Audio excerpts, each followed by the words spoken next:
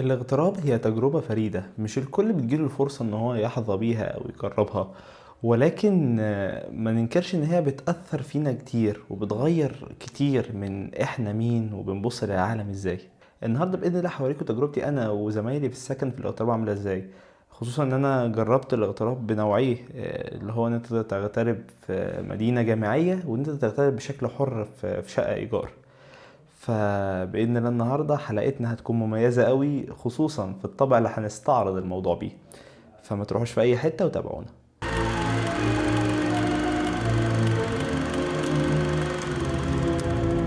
برجلك اليمين معلش، ده يعني ثوابت هنا معلش. ايوه اتفضل يا دولي. دي بقى الشقه اللي هتسكن فيها معانا، تعالى افرجك. لا الاغتراب فعلا بيربي بمعنى اصح. مواقف كتير عمرك ما كنت هتمر بيها في حياتك، خبرات كتير جدا جدا عمرك ما كنت هتمر بيها، حاجات كتير انت اول مره تشوفها واول مره تعيشها، وفي نفس الوقت حاجات ممتعه. زي ما تقول ربنا كان منزل قدر من الصبر على ده كان بلاء. كان الواحد كل يوم بيمشي حوالي نص ساعة لغاية باب الجامعة، واحنا للأسف برضه كلياتنا مش في الجامعة حلوان او مش في الجامعة عامة. وبالمناسبه في موتور وسخان، وده اهم حاجه عندنا، سخان بصراحه يعني. امال ايه اللي جوه؟ ده الحمام بس احنا اسفين. مفيش حد يتفرج عليا قال كذا مرة. لا معلش خلاص، ده الحمام بس عشان الخصوصيه عندنا فعاملين البروفا دي. بمناسبة السخان يا زياد، ممكن يروح ترفع لي السخان؟ عينيا الاثنين يا قلبي، ادي السخان وادي الموتور يا عم، مش خساره فيك الاثنين جنيه كهرباء دول. تعالى نبص على الباقي. المدينة من وجهة نظري ما تقدملكش اي حاجة غير لو انت بس ظروفك على قدها شوية، او مثلا اهلك مش مقتدرين انهم يقعدوك في شقة، فانت بتلجأ للمدينة. مفيش خدمات يعتبر كانت جوه المدينة قوي، كل حاجه مقفلينها ويعني ومصعبينها من الساعه 11 12. مفيش اي حاجه، مش هتطلع بره. طب انا دلوقتي بقى عندي امتحان بكره، عايز اطلع اطبع ورقتين، مفيش اي حاجه في المدينه، خلاص مفيش اي طلوع بره. طبعا جوده الاكل يعني الحمد لله، بس كانت سيئه، جوده الاكل كانت سيئه جدا يعني. فالموضوع المدينه بالنسبه لي ما كانش فيه اي مميزات يعني. حتى النت اللي كان موجود فيه يعتبر هو ما كانش نت، انت بس يعتبر ليك حاجه، بس يعتبر مكان مقفول بس بتنام فيه. زي ما قلنا ان اهم حاجه في الموضوع ده كله هو الصحاب، انك تعرف تطلع بصحاب من المدينه. تاني ميزه في المدينه هو الملعب الخماسي اللي كنت بلعب فيه كوره، انك بتنزل في اي وقت تلعب كوره بجد يعني. دي من مميزات المدينه، مفيش اكتر من كده بصراحه. ولسه جاي جديد، اقعد في مدينة، لان على الاقل هيكون في جهة اعلى. لو انت زميلك في السكن مرتحتش معاه، في جهة عليا تقدر تروح لها تجيب لك حقك، اللي هو هيكون المشرف. اي نعم مش دايما هتضمن حقك، ولكن الى حد كبير هيكون في اطار من الادب والالتزام والقانون الكل بيمشي فيه. دي بقى الغسالة. انتوا بتغسلوا هنا؟ لا هي عطلانة بس موجودة معانا بقلبها. الموضوع انك مش حاسس بالامان، انك سايب كرسيك، يعني كل واحد بيبقى معاه عهده كرسي واحد يسند عليه ويريح عليه ظهره وهو بيشتغل، ده ما كنتش بتلاقيه. فانت لازم عشان تطلع تذاكر شويه، او المفروض اللي احنا وقت الامتحان بيبقى اصلا معظم وقتنا في اوضه المذاكره، المفروض ان انا عشان اروح الحمام واجي اخد كرسيه احطه في الاوضه. يعني الموضوع انا ممكن تشوفوني ببالغ، بس فعلا انا متاخد مني 3 كراسي. هو كان يعني استغربوا ان انا كان معايا كرسي، بس انا كرسيه ضاع، بقيت اخد كراسي الناس وبقت تتاخد مني. ممكن تعمل علاقات كويسه قوي في المدينه، وبالذات مع ناس شبهك. دي اهم حاجه، انك تلاقي ناس شبهك.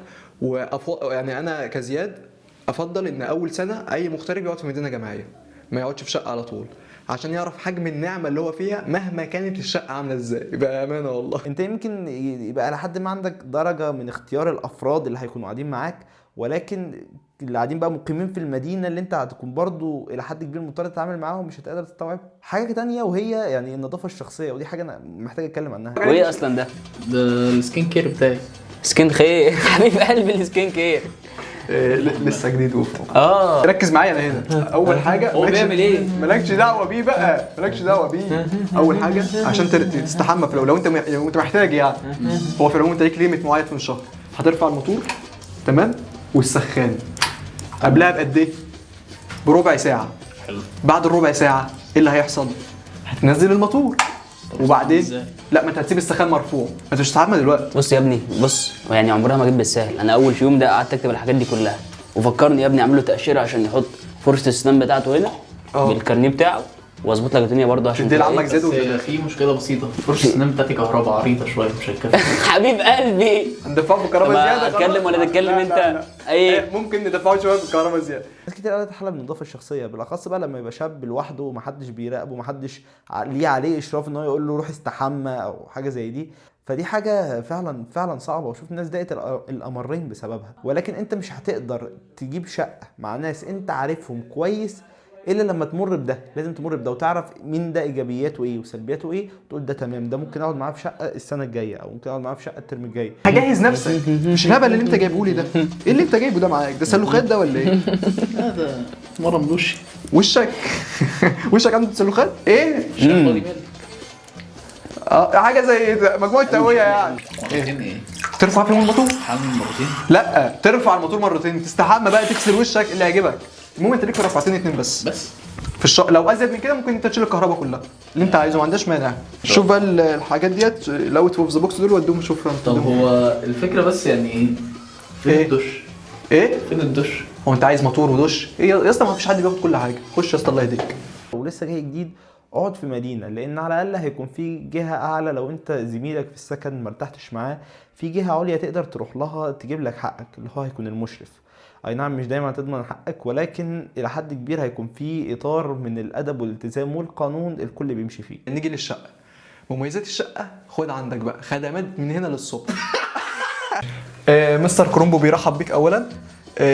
واحنا واخدين بالمناسبه احسن اوضه في الشقه، جايزه احسن اوضه في الشقه لعام 2025. وده الشباك تمام، وده السرير اللي هننام عليه؟ لا مش ده اللي انت هتنام عليه، انت مكانك اهو، انا عارفك. ده المكان اللي هتنام عليه. ماله هنا. هو الفرق ما بين المدينه والشقه الحريه، انك واخد راحتك في اي وقت، في اي وقت بتنزل، اي وقت بتطلع. يعني ممكن تشوفوا الحاجات دي حاجات عاديه، يعني ده الطبيعي. لا ده ما كانش الطبيعي السنه اللي فاتت، يعني دي كلها بالنسبه لنا رفاهيات. التلاجة، ان في تلاجة في الشقه دي مش موجوده في المدينه يا جدعان، انتوا متخيلين؟ بعيدا عن صف الجبنه ده، فدي التلاجة. بس هي ليه مش بتسقع؟ تسقع يا اسطى، احنا في الشتاء، هنسيبه شتاء. عندك برضو احلى حاجه موجوده عندنا هنا في السكن هي استيعابنا لبعض وسعه صدرنا في التعامل مع بعض. بقول لك ايه، ده دوري ومش متنازل عنه، واحنا متفقين على الكلام. احنا نزيد في الكلام يا اسطى ولا ايه؟ مش فاهم يا اسطى نعمل نزيد فيه. فكل واحد عارف دوره. يا عم انت في ايه يا عم؟ يا عم ده دوري واحنا متفقين على كده. لا يا اسطى انت عارف ان هو مش دورك يا اسطى. هو عارف ان هو مش دورك. لا دوري.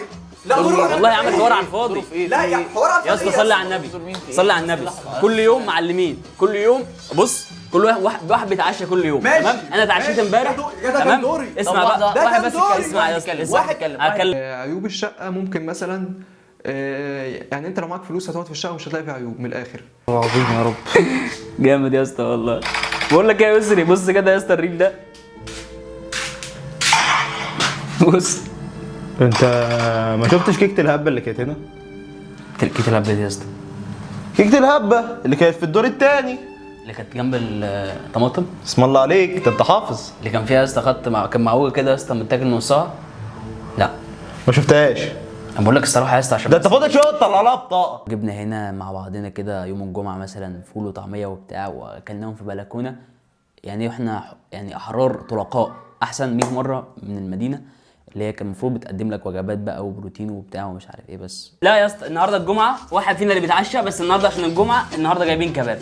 حلو بس انت عارف بيحب الكباب واتفقنا يا عم بص، هو عشان بيحب الكباب عايز ياخد يوم يا طب يا اسطى ما عشان بقول لك ايه، اعمل الحوار ده كله، اعمل الحوار ده كله. مش هتعرف كده. اسمعوا. لا ممكن افصل بينكم بس ثواني. ممكن نشوف الكباب ده وكميته ممكن يكفينا احنا الاثنين. يا عم احنا عاملين حساب انت عايز تاخد نفسك معانا انت كمان ولا ايه؟ شوف يا عم جايبينه منين ده يا عم؟ والمؤجر اللي انت مستاجر منه مثلا ممكن يجي يرخم عليك، اللي هو انت كنت ماضي معايا العقد واحنا انتوا 2 بس، دلوقتي بقيتوا 3، فانا عايز حق الثالث ده. دي بقى اهم حته في الشقه كلها، ورك سبيس ام خالد. تعالى اوريك بقيه الاماكن عشان ما تتوهش مني. تعالى. مش عاوز قوي كده؟ امال ايه ده؟ انت شايف على مهلك بس وانت ما تغلطش في حاجه. حاسس بسم الله. دي ده مين ده؟ انت ماليو؟ ده اللي هيسكن معانا جديد، ده لسه اللي جديد معانا. والله مرحبتين ومرحبا ونورت الدنيا. معلش هو مش لاقي حاجه يتغطى بيها، ف ده واخدينه مع الشقه. بس بالله عليك بس ما تطولش بالله عليك. انا اسف، انا طب انت نور معلش عشان هو بيتضايق. طب احنا بنشتغل هنا؟ ايه؟ بنشتغل هنا؟ لا تعالى اوريك هنشتغل فين. يا طب ما تيجي روح. اسفين. تعالى بقى على مهلك، حاسس ما تدوس على بوكسرات حد. تعال على مهلك عدي. ده الفيو بتاعنا، انت زي ما انت شايف يعني الله اكبر، مفيش احسن من كده. اي نعم في المدينه كان في اكل رديء وانت كنت غالبا تاكل من بره. هنا انت يا اما هتاكل من بره بس، يا اما هتتعلم انت تعمل اكل، ودي من المميزات اللي بتبقى موجوده في السكن. هي اي نعم ده هنا برضو في السكن يعتبر عيب، ان لو انت جاي تعبان مفيش حد يعمل لك اكل، لازم تعمله انت بنفسك. هترفع السخان قد ايه؟ مش قلنا ربع ساعة؟ نص ساعه لساعه الا ربع. وبعد كده ايه كيكه؟ وبقى اسمع اللي بقولك عليه. ماشي مفيش مشكله، اتغدى قبل ما تيجي بس، اتغدى قبل ما تيجي. ولا فوق معايا كده هتاكلني بالكلام. نو اند نو تورته نو جاتو. حته الفواتير اللي وراك والناس اللي بتحاسب معاك، ان انت الى حد ما محتاج تتحلى بنوع من انواع الصبر في التعامل معاهم، لان مش كلهم هيكون قادر يستوعبك او يستوعب موقفك. يعني دي في التعامل مع الناس عامه يعني. ده طبعا ما كانش موجود في المدينه، اللي هو انت مش مسؤول عن اي حاجه، ولا ميه ولا نور ولا كهرباء ولا غاز ولا الكلام ده كله. هو اهم حاجه في السكن صحاب السكن او الناس اللي انت قاعد معاهم. طول ما انت مستريح وهم مستريحين فالدنيا هتمشي ومش هتحسوا باي حاجه. يا عم الكافي يا عم. بص يا ريس، بص يا صاحبي، انا بحب الكباب. ده كباب.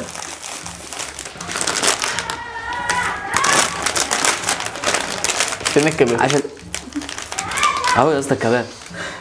على حاجه مثلا لما اكون صاحي ومتضايق مثلا من الاصوات اللي هم عاملينها او من المزيكا اللي هم مشغلينها، بيقدروا ان هم يراعوا دوت عشان نعرف نكمل اليوم مع بعض. يا جماعه هدوا ام الصوت، مش عارف انام. ما انتوا بتذاكروا ولا بتلعبوا؟ مش معيشه دي. صغري وبرجولة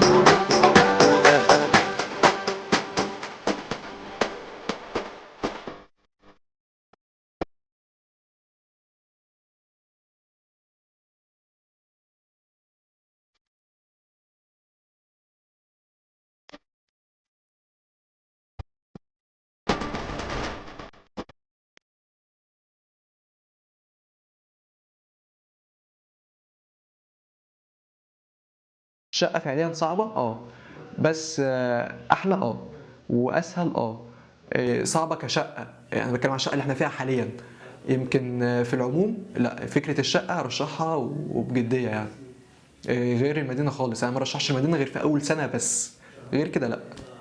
اي حد بيغترب او هيغترب،